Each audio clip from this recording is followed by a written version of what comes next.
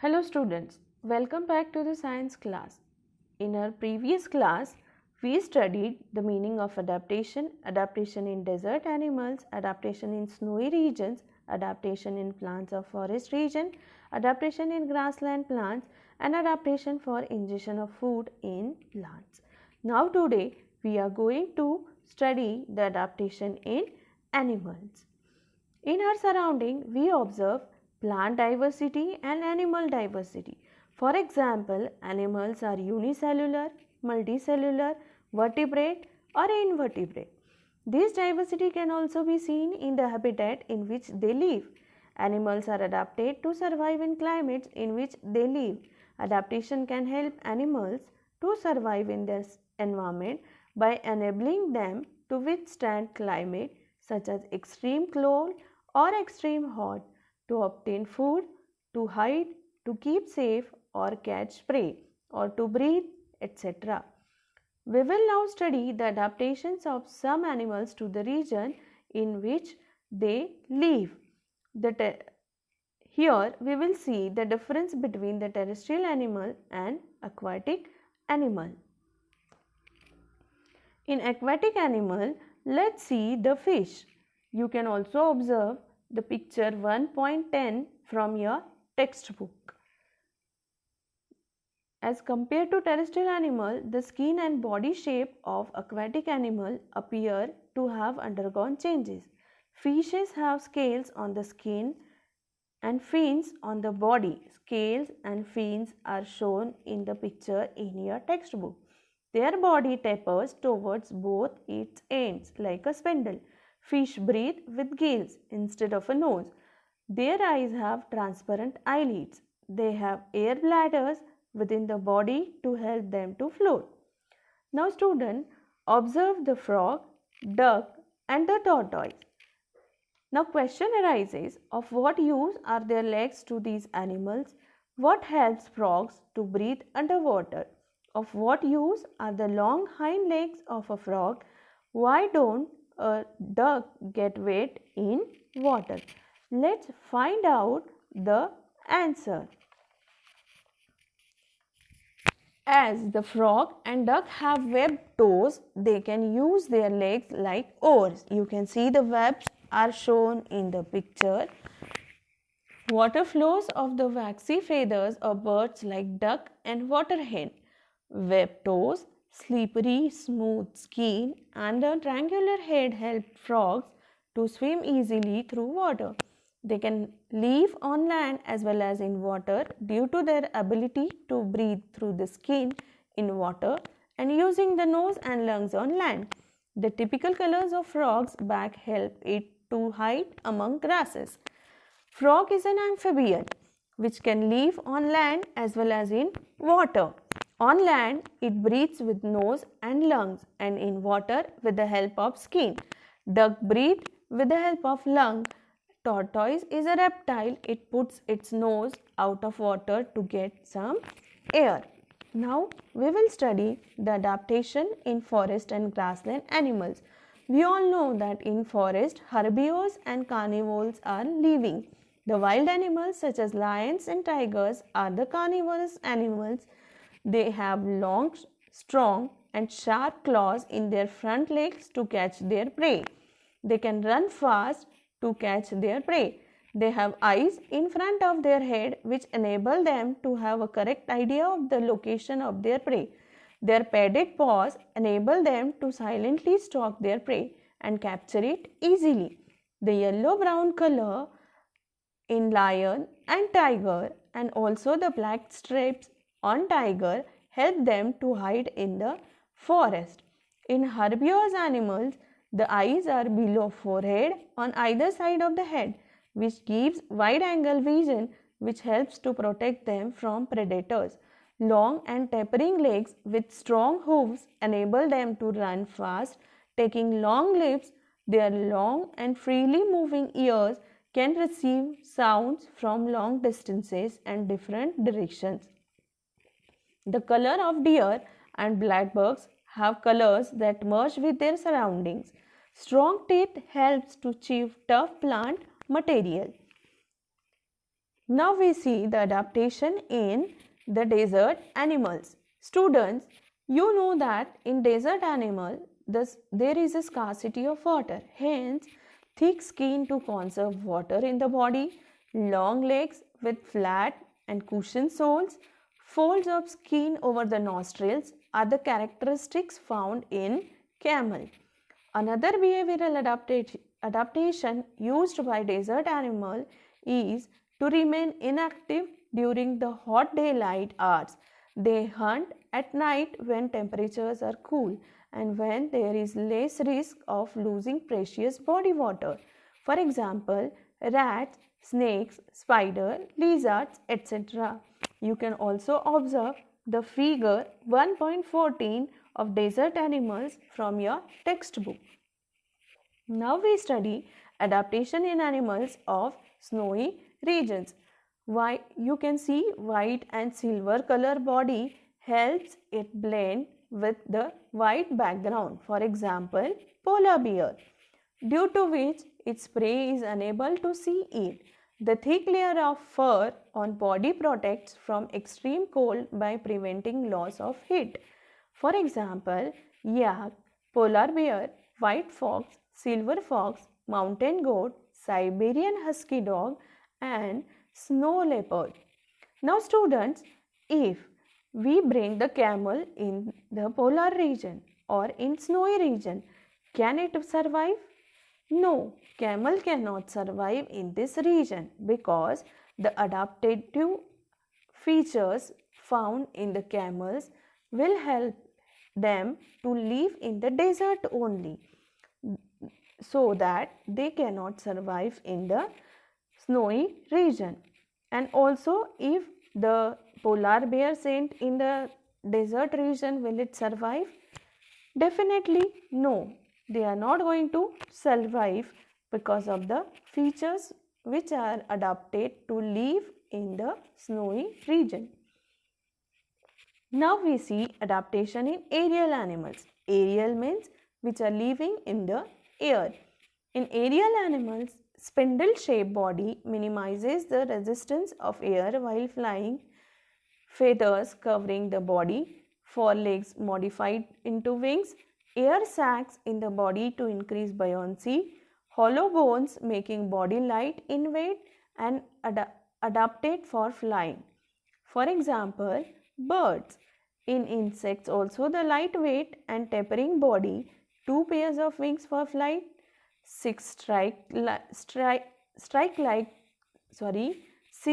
streak-like walking legs are adaptive features.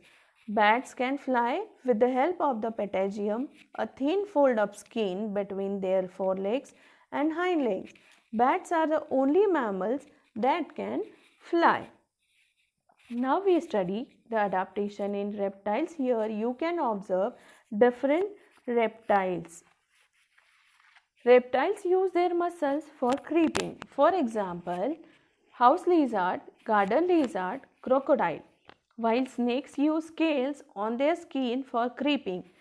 Body color shows camouflage to hide with the surroundings. Adaptations in skin, soles of feet, body color, etc. are seen in lizard. You can also observe the pictures from your textbook, page number 1.17. Now we see adaptation for food in animals. Students, you have seen the National Geography channel and Discovery, in which they show the grasslands, in which you also have been seen the giraffe. Giraffe is the tallest animal in the world. For making the process of feeding, some adaptive features are seen in animals. For example, in giraffe, the long neck are used to feeding at high levels in the treetops. It can be used to see a long way in all directions to save from becoming prey. In another case, you have seen the woodpecker. The beak of a woodpecker is strong and sturdy with a chisel-like tip for drilling holes in wood. Butterflies have many need adaptations. You can observe the different colors of butterfly in your surrounding, which helps them to survive in the world. One part of their body that helps them survive is their straw-like tongue, also called the proboscis. Their beautiful wings are not just for flying but are also used for mimicry. Students, you have to complete the following chart from your own observation. Here in first column the adaptations are given. In second column you have to identify in which animals these adaptations are seen and what are the use of that adaptation. Now, adaptation for blending with the surroundings. We cannot easily spot colorful butterflies, lizards and grasshoppers.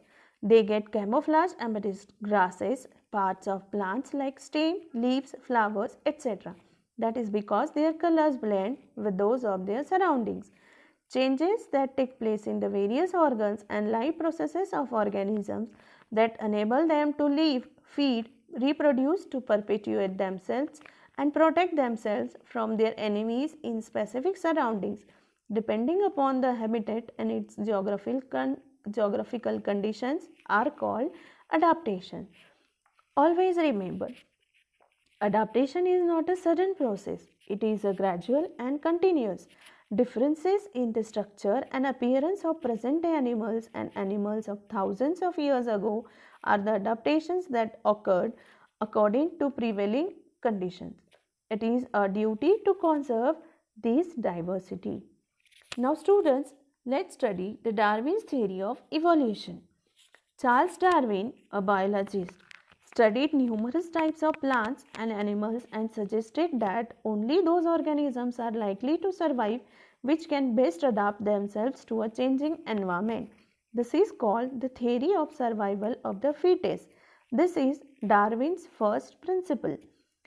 If an organism is born with a new beneficial characteristic and is able to survive, this change is preserved in the next generation. This is Darwin's second principle and is called the theory of natural selection. Now student, let's see classification of living organisms. A hierarchy is formed in the classification that starts with kingdom Animalia, means all animals are included in this group, or kingdom Plantae, all plants are included in this group. Further groups and subgroups are formed depending upon basic similarities and differences. This is called the hierarchy of classification. Let's see the classification of mango tree. In this, the kingdom Plantae, phylum Anthophila, class Dicotyledone, order Cephindales, family Anacardiaceae, genus Mangifera, species Indica. While human classification is kingdom Animalia, phylum Chordata, class Mammalia, order Primates, family Hominidae, genus Homo, species Sapiens. Students, you are familiar with the word Homo sapiens, which you heard in the 5th standard EVS 2. Now, binomial nomenclature by Carl Linnaeus. Binomial nomenclature is used to identify each organism. Here, binomial means two and nomenclature means naming. So, accordingly, a scientific name has been assigned to each organism. It consists of two parts. The first part is genus and second is species. All identified organisms have been assigned a binomial name as per the guidelines of the International Code of Nomenclature. Following are some examples of organisms from kingdom Plantae and Animalia classified by the binomial method of nomenclature. We see here the living thing and their scientific name. The name of the first is dog. The scientific name of the dog is Canis lupus familiaris. Cow. The scientific name of the cow is Bos taurus. The scientific name of hibiscus is Hibiscus rosa sinensis.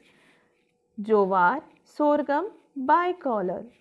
Students, you have to read it again and again so that you get familiarized with these words. 29th April is observed as World Frog Protection Day. Killing or harming frog is prohibited by the Wildlife Protection Act.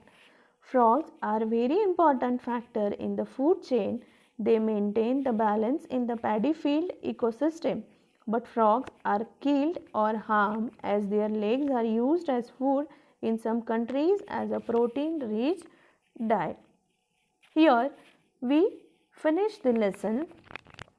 Students, you have to read the lesson thoroughly 2 times, 3 times, mark the important points and solve the worksheet which we sending. Okay? Thank you. Stay home, stay safe.